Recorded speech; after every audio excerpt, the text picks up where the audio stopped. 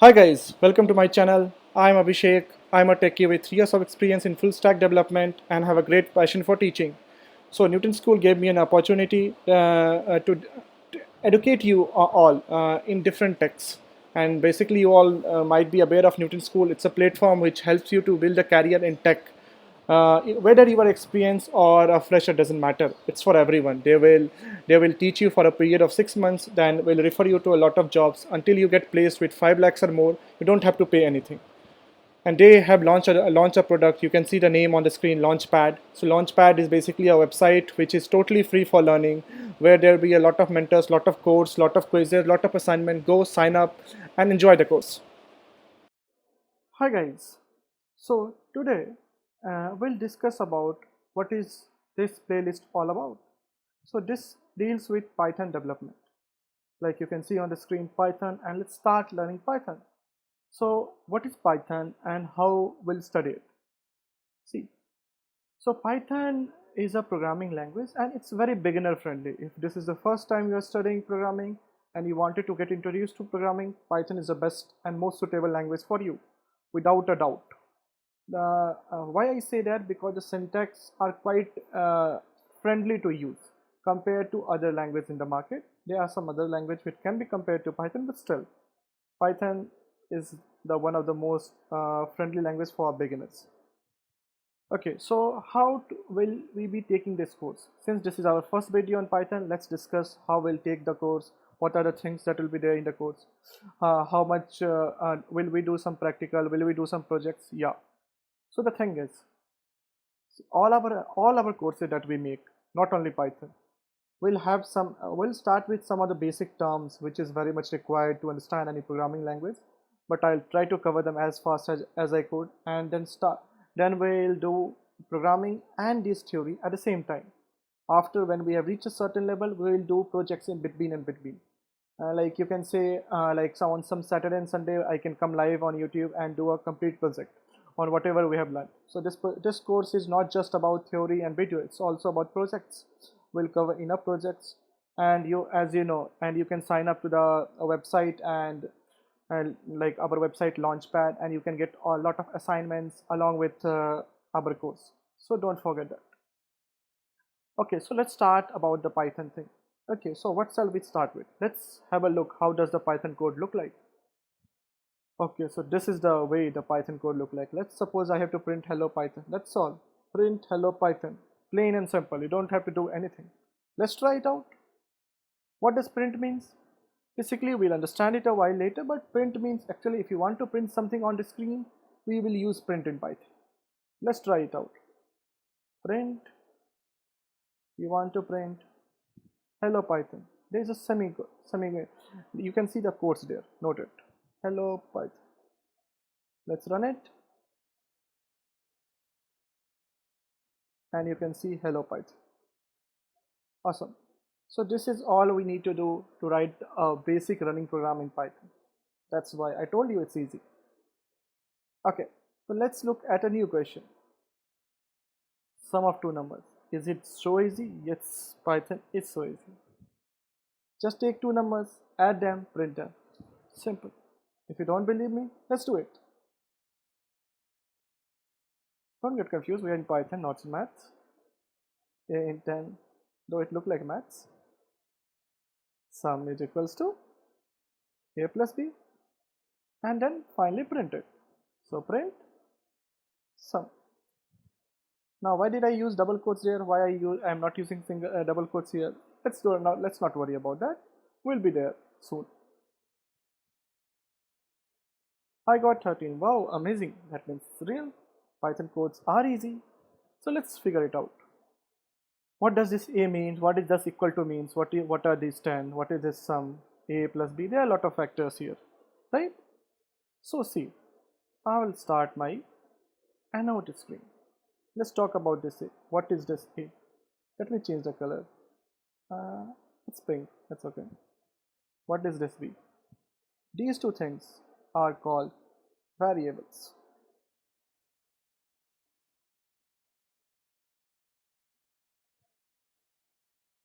Okay. What is this equal to called? This equal to is called operators. Operators are of various type. Can you see my blue thing? I can change the color. If there is some problem, do comment, guys. Okay. So this is equals to. So this equal to is an operator. So what are different type of operators? I think you have used a lot of operator like plus, minus, multiply, divide, greater than, less than, so many. Okay, so we'll discuss about these. Okay, and understand these. What are these? There are a lot of things that will be involved here. So let's discuss about them, and slowly then we can jump to direct coding. I know you are excited to code, but let's spare some time. Let's understand few things. Spare with me. This is the platform that is waiting for you. Just over guys. Okay. The first thing is identify. What is identify? Identify you can also call as variables. They are basically same. Synonyms. So there are some rules to define the identifier. Basically, no one's remember the rules. Once you go through it, you'll always remember it. There is nothing to mug up here. Okay. So a simple rules is alphabet and symbols. What does that mean? That means a very simple thing. Look here. Like see, the names would start with an alphabet, small a, capital A, something like this. These are allowed. Digits also are allowed 0 to 9. From 0 to 9 you can use any digit. Underscore symbol is also allowed. Identifiers would not start with a digit. Basically I cannot name something like 1 to a. Does not make sense. No one has name like this, right? 12a. Yeah, some classes have, but yeah, variables does not have, unfortunately. Okay, so if you have to write this variable, you have to write 12a. Sorry for that. Okay, identifiers are case sensitive. What's a case sensitive means? That means capital A and small a. They are treated as two different things. They are not same. Okay.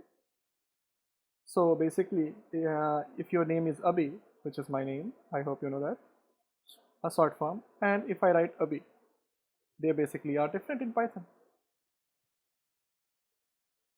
A short form of my name. There is no length limit for Python identifiers. I means you can go on writing with however big name you want. Python does not care, but of course we write a name that is readable. I cannot go on writing something. Okay, so these are some examples. Now you guys can figure it out which is correct, which is wrong. Is this name correct? Of course correct. Follows the rule. Number 1. Cash. Is this name correct? No. Dollar symbol is not allowed. It's not written anywhere. 1, 2, 3. No. Identifier cannot start with a digit, right? Total 1 to 3. Totally allowed. Identifier can have digits between 0 and 9, right? Great guys. That's awesome. Let's cut it. Let's go to our next slide. Okay. My slide is behaving. Oh, I jumped slide. Yeah, sorry. So now let's come to reserved words. What are reserved words? So basically, the terms may sound like great, nothing but this nothing. There are some words in Python which have a special meaning to them. I cannot use those terms as variables. For example, like let's suppose true. The true, false, none, they have some special meaning in Python. Okay, if I use them as variables, the compiler will get confused. Python will get confused whether this is a variable or my reserve word. Like true means you have given some condition that is true. If you use some variable name as true, now it will get confused. Am I checking some condition or is it just true as a variable? So that is why Python has avoided it just to remove that confusion. So there are no confusion at all. So it's true, false, and none. That's all. There are a lot 30 and no need to mug up, guys. Not at all. If you mug up, no. I just don't recommend it. These names, most of you guys will remember once we finish Python. That's all. Even if you use it by mistake, a compiler will give you error. I mean Python. I'm using the term compiler in Python. Sorry for that. I mean Python. Okay, so Python will give you an error and you will understand it. We'll use it and see it now. Okay. In case, let's suppose I want to find out a list. We can use this. What is this? Okay, let's don't worry about the syntax now. We'll use it. So you have to import it, import the keyword and keyword.kw list. What does this mean? We'll see a little later, but this way you can find it out. I'll just show you how this works. So let me cut it. So what we have to do, we have to import the keyword, then keyword.kw list. So let's import the keyword. I'm sorry, something bad with spelling. Import keyword, and then we have to print. Without print, even if you get the answer will not be visible to you. To make the answer visible on the screen, we have to print the key, print it. I know this will give you the answer, keyword.kw list. But the problem is that you will not see that answer until you put that in the list. So let's put it keyword.kw. Can you guys guess what this KW stands for? Keyword. If you guessed it, it was nice. Do let me know if you guessed it right. You got all the names right. You can always get it. There's no need to remember it. Okay. This is a platform, like whenever I code, the things will come here, all the code. So currently I made a hello world program. Let's suppose I'll create something. Let's suppose I create sum or variables. Great. Variables, description. I hate descriptions, but okay. I am doing variables. Basically, the description is if you are writing a question and that question you have written in sort here and describe it. But this is already, we are not writing any question, we are just practicing few things. Okay. How did I reach there? I just did the back. I reached there. Okay. So like let's suppose you guys know true T is a capital. Okay. What happens? True is a reserved word. So suppose I write true as 10 and then I print. Let's see what happens. Let's run it. Oh, what happens? True is equals to 10, you print true, and something very weird happens. No one guessed it what actually happened. Right? It is totally weird. Like we should expect the answer to be 10. Okay, there is one more thing, like you call it if, small f. We'll understand when it is capital, when it's small. If 10, and then let's try to print if. Let's see.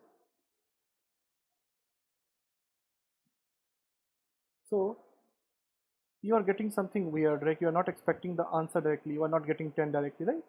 So it's always advisable. So now let's suppose 2 did not work or if did not work, because if is a is a reserve word. Now I use something like h. H is not a reserve word, it's a normal variable. Let's use it. Let's see what I expect. I should get 10. I got 10, and I also got print h. Why did I get it? Any suggestions, guys? Do let me know in comment. Why did I get h? If you guys have not noticed, then I'll tell you. Never do this error. Okay, I did it intentionally so you guys can understand it. Okay, always select Python.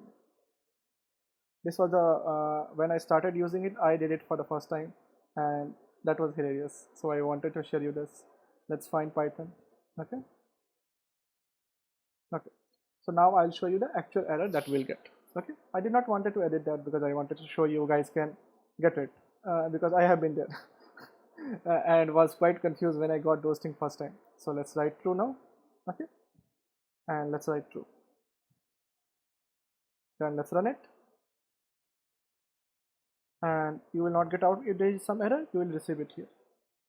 Okay, and there is an error. Cannot assign to true. You got it right?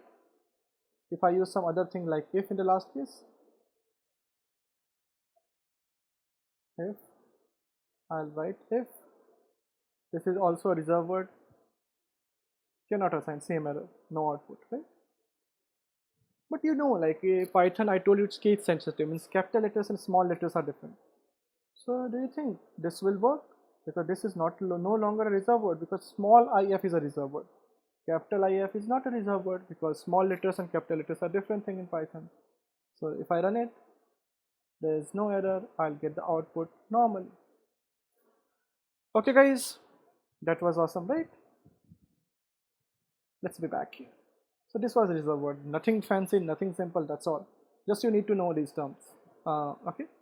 Now the next term that is important is data types. And what are data types? Let's deal with it. Let me open my annotation and let's start. Which color do you want? Let's choose a random color this time. I'm bored with one colors. Okay, so what are these? I'll just explain you quickly. Now see, suppose I took a variable and put it a is equals to 2. Now I took a second variable. Let's take it. B is equals to 2.2. Now I took a third variable C, and I wrote it true. Okay, multicolor. And then I took a fourth variable, that is D, and that I wrote Newton.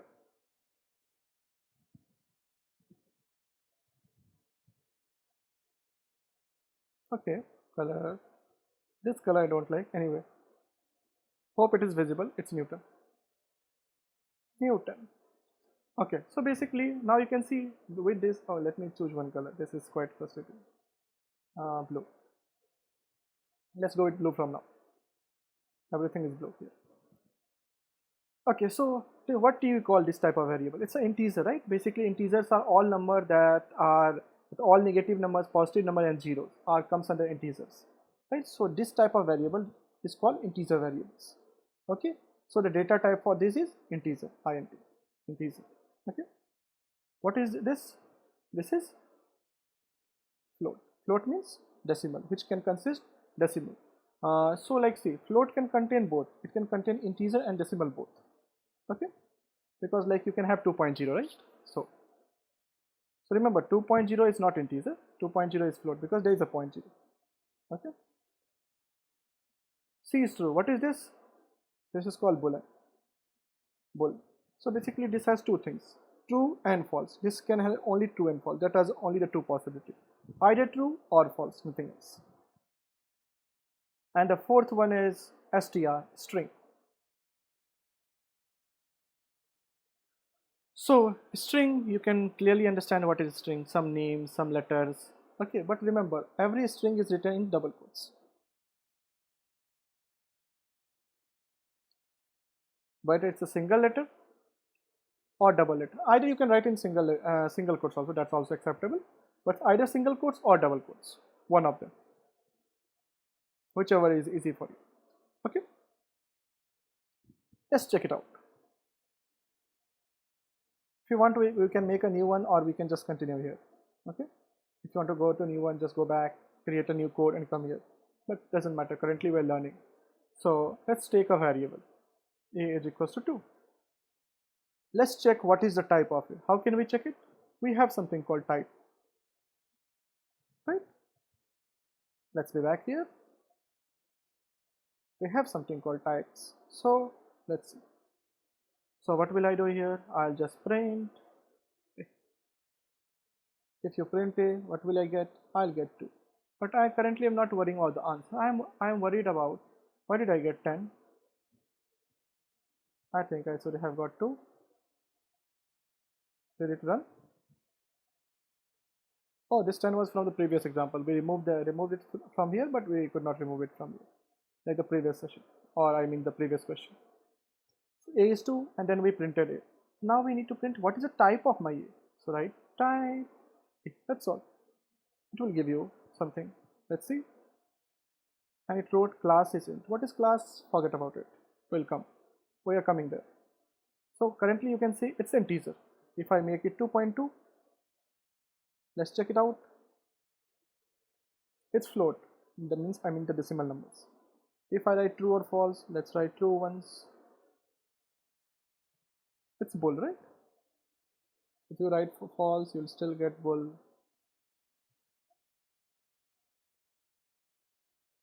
Okay, because they are basically same. And if I write string, string can be a single letter or a multi-letter. Str, I can write away. It's also a string. I can go on writing. So basically you understood how can you find out a type of any variable. So you don't need to find it. Sometimes you need to find it out. Sometimes you can directly say what is the type of variable. So depending on the situation, you can see it, right? Hope this is clear to all of you guys. Okay, awesome guys. Then I think we'll pause here, and I think I'll meet you in the second video. But do remember, if you have any doubt, do comment. Okay, please, and of course I don't need to tell you. Please like and subscribe, and don't forget to put the bell icon. Okay, if you want to receive my next video. It's not a threat, just a reminder. Sorry, told it like a threat, but it's okay. No worries. I know you guys will turn on the bell. Some of you hate notification. It's okay. I have to do something so that you can do it anyway, guys. The point is, do subscribe, like it, and comment it for all your problems. And okay, and don't forget, like, see, our all the courses apart from YouTube are also put on our website. What is my website? Hope you know it. If you don't know it, it's Launchpad. We'll put a link at the bottom of the videos in the description section. Do check it out, sign up, and you'll get the course. Along with the course, you will also get a lot of assignment and all that. So go there and check it out. Okay? Then bye bye guys. I'll see you later. Bye bye.